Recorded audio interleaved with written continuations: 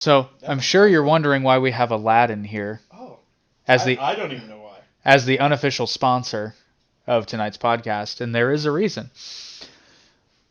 Please pay us. The name whatever, Disney's going to shut us down now. Pull the funding. I'm sorry. I'll let him continue a second. On our first podcast, my camera died, and I was holding up a Dr. Pepper. And Coke pulled the funding. Coke pulled the funding. I just watched that today about die life. Anyway, continue. So the name Proud Boys I think I know where you're going. Is a reference to a song that it's on the stage musical and the new live action version. It was supposed to be in this version, but it was cut. Oh, then I don't know what you're talking about. It's a musical number called Proud of Your Boy. And this goes back a ways. This was after Gavin McInnes left Vice and started doing a show with, I'm totally spacing the name of the company. But anyway, they were doing like comedy media stuff. Mm-hmm. They were hiring an employee, and the only reason they hired him is because they wanted to nickname him Rat. Rat? Rat, yeah, it was a reference to something. But anyway, apparently Rat was a little bit of an odd duck. He was a big fan of Broadway musicals, and which there's nothing wrong with Broadway. I love Broadway musicals. I'm not scared. But we can live like Jack and Sally if we want. You can always find me. Anyway, so Gavin, and this is what I'm gonna touch on a little bit more later. Gavin McInnes is misunderstood, but make no mistake, Gavin McInnes is a bully.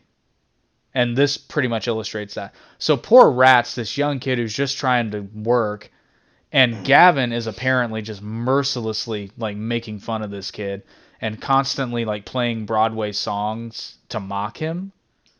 And I guess at one point he was playing Proud of Your Boy from the stage production of Aladdin, and he comes up with this idea. It's like, listen, man, we're going to teach you how to be a man. We're going to make a club, and we're going to call it the Proud Boys. And that's legit. That's straight from Gavin McInnes' mouth. That's not speculation. Gavin McInnes said this is where the name came from. So it did not start out as a drinking club? Not specifically. It probably evolved into that. Well, it's not a drinking club. It's that's what I was told it was. I mean, that's what I mean, I was told. Yeah. It's a men's club. Oh. Yeah, they're male chauvinists. What are male they? chauvinists. Male chauvinists. Yeah. Western chauvinists. No, I'm sorry, they're not male chauvinists. They're Western chauvinists. Yes, thank you, because there's a difference in there. And then somebody was, I can't remember what it was, but they were talking about it, and they're like, well, I mean, they're not inclusive. It's like, it's a men's club. Yeah, that's not really what I have. And they do have a women's organization that's partnered with them. Oh, see? Proud Boys Girls.